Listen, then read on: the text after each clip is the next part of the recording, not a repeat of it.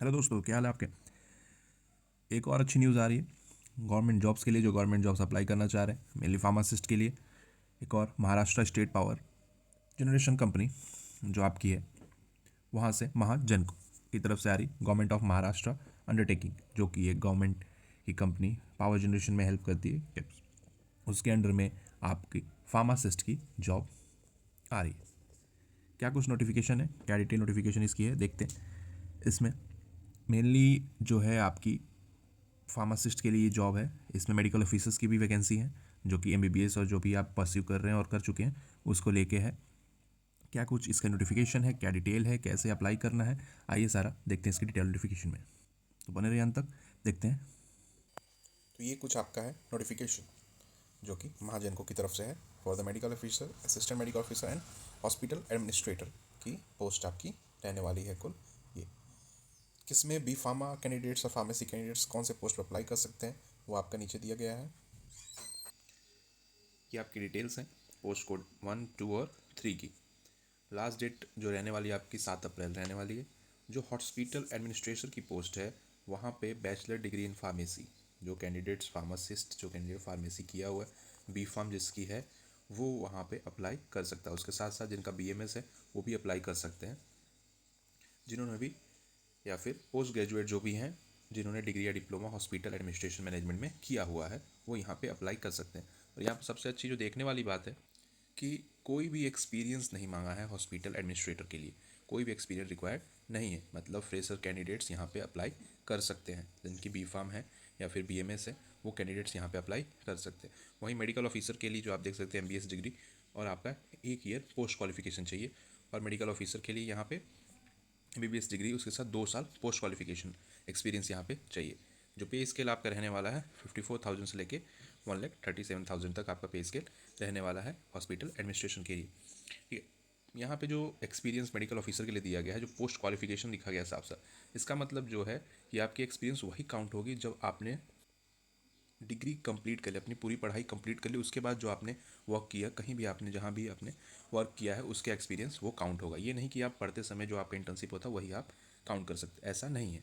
कहीं से भी आपको वो सर्टिफिकेशन करवाना पड़ेगा, गवर्नमेंट स्टेट जहाँ से भी आपने काम किया है, वो आपका पोस्ट क्वालिफिकेशन में काउंट होगा।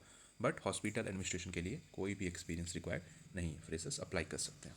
जो अपर एज लिमिट रहने वाली है वो 38 ईयर्स रहने वाली है नॉर्मल पर्सन के लिए। और जो महाजन को एम्प्लॉइज़ है उनको 57 ईयर्स रहने वाली है आपकी एज लिमिट, मतलब 38 ईयर्स तक के आप अप्लाई कर सकते हैं as a freshers.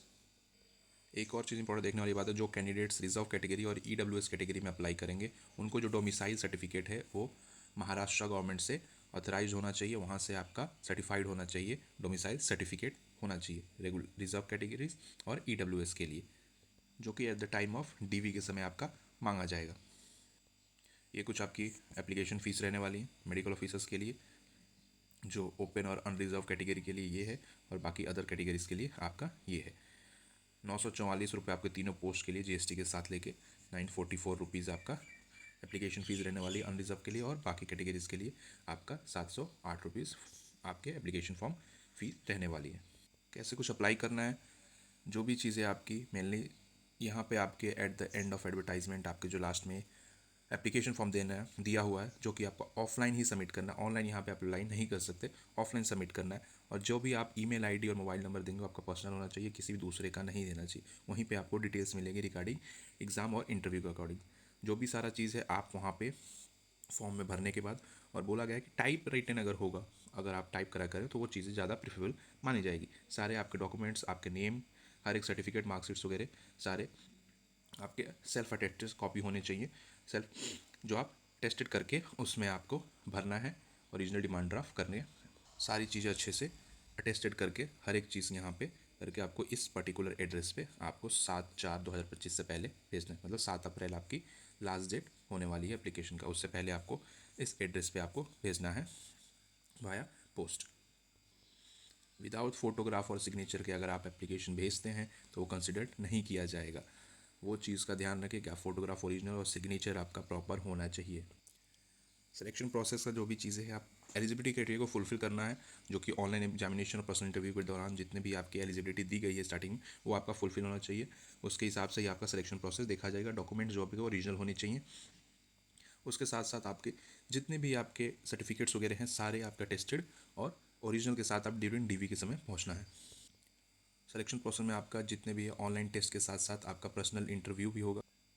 Personal interview आपका हुआ जाएगा, जो कि आप जैसे ही आप सेलेक्ट होंगे ऑनलाइन टेस्ट के लिए तो पर्सनल इंटरव्यू के लिए बुलाया जाएगा। जो भी सारी चीज़ें हैं वो आपको डिटेल बताया जाएगा आफ्टर द कंप्लीशन ऑफ जो आपका एप्लीकेशन फॉर्म है कि कितने आपका सबमिट हो रहा है, उसके हिसाब से आपकी शॉर्ट लिस्ट निकलेगा और सेंटर वगैरह सारे चीज़ स्लॉट कंफर्म होगा। रिटन टेस्ट में ओनली आपको 20 मार्क्स जो भी बैकवर्ड कैटेगरीज और जो आपके जनरल कैटेगरीज हैं उनको 30 मार्क्स ही आपको चाहिए सिलेक्शन प्रोसेस में इंटरव्यू में सेलेक्ट होने के लिए। ये चीज़ें सारी चीज़ें आपको इस पर्टिकुलर वेबसाइट पे टाइम टू टाइम नोटिफाई कर दिया जाएगा। और सबसे इंपॉर्टेंट चीज़ में दिया हुआ इंडियन सिटीजन होना जरूरी है। उसके साथ साथ एक और यहाँ पे जो 5th नंबर आप पॉइंट देखेंगे कि short listed candidate must produce following certificate knowing knowledge of Marathi. मतलब आपको मराठी नॉलेज आपकी होनी चाहिए, चाहे आप वो जो 10th में आप हुआ या फिर 12th में आपने मराठी लैंग्वेज एक आपका सब्जेक्ट होना चाहिए, या फिर आपको सर्टिफिकेट आप वहाँ से किसी भी रिकग्नाइज्ड यूनिवर्सिटी इंस्टीट्यूट या फिर आपका कॉलेज जहाँ से भी आप अगर आपने सीखा है, अगर आपको वो चीज़ आती है, लिख सकते हैं, पढ़ सकते हैं, लिख सकते हैं, आप बोल सकते हैं, तो वो चीज़ें आपको एक सर्टिफिकेट इशू करना चाहिए प्रोफेसर ऑफ मराठी लैंग्वेज। अब किसी भी कॉलेज के यूनिवर्सिटी के वहाँ से आप करा सकते हैं। आपको मराठी लैंग्वेज मस्ट है, आनी चाहिए ये चीज़। तो इससे एक चीज़ और क्लियर होता है कि बेसिकली ये सिर्फ महाराष्ट्र के लिए ही है, महाराष्ट्र कैंडिडेट्स अप्लाई कर सकते हैं, बट जिनको मराठी आती है वो भी अप्लाई कर सकते हैं। उसके साथ साथ अगर आप कहीं जॉब करते हैं, चाहे गवर्नमेंट नॉन गवर्नमेंट कंपनी, तो आपको एनओसी आपको सबमिट करना पड़ेगा ड्यूरिंग डीवी और आपके एप्लीकेशन प्रोसेस के साथ बताना पड़ेगा कि वो चीज़ें क्या है। ये आपका सर्टिफिकेट है मराठी लैंग्वेज का, आप जो इशू करा सकते हैं। अगर आपको मराठी लैंग्वेज आता है या फिर आपने सीखा है तो यहाँ पे आप ये प्रिंट करा के, इसको आप प्रिंट करके और ये आप साइन वगैरह करा के किसी भी आप कॉलेज और यूनिवर्सिटी के प्रिंसिपल से या मराठी के प्रोफेसर से ये चीज़ साइन करा के ये आपको फॉर्म के साथ, एप्लीकेशन फॉर्म के साथ अटैच करके भेजना है। ये आपके डॉक्यूमेंटेशन होना चाहिए डेट ऑफ बर्थ के लिए आपके हाई स्कूल के, उसके बाद आपकी जो एजुकेशन क्वालिफिकेशन के सर्टिफिकेट्स हैं ये आपके एप्लीकेशन फॉर्म के साथ लगा के यस और नो करके टिक करके भेजना है। सारी चीज़ एक्सपीरियंस सर्टिफिकेट पे आप नो करेंगे फार्मासिस्ट के लिए, यहाँ पे आप कोई बताने की जरूरत नहीं कि एक्सपीरियंस रिक्वायर्ड नहीं है, सारी चीज़ें आप यहाँ पे एप्लीकेशन फॉर्म के साथ ये अटेस्टेड करके भेजेंगे। और ये कुछ आपका एप्लीकेशन फॉर्म है जिसको आपको निकाल के यहाँ पे आपको फ़ोटो पेस्ट करना है, रीसेंट फ़ोटो, उसके साथ साथ इसमें प्रिंट करके आप सारी चीज़ें यहाँ पे आप अप्लाई जो पोस्ट अप्लाई करेंगे वो सारी चीज़ें यहाँ पे प्रिंट करके इसको भेजना है। जो एड्रेस आपका ऊपर दिया गया, ये सारा आपका जो है एप्लीकेशन फॉर्म है, इसको आप प्रिंट करके ये सारी चीज़ें आपको भेजना है। पर्टिकुलर एड्रेस जो आपका एड्रेस दिया हुआ है, सिग्नेचर यहाँ पे प्रॉपर कर सकते हैं, यहाँ पे सिग्नेचर करके सारा डेट ऑफ प्लेस लिख के 7 अप्रैल से पहले पहले आपको वो सबमिट करनी है। एक्सपीरियंस नहीं मांगा है, बहुत अच्छी पोस्ट है, आप अप्लाई करिए। कोई भी कन्फ्यूज़न होता है कमेंट करिए, सपोर्ट करिए। Good luck, thank you.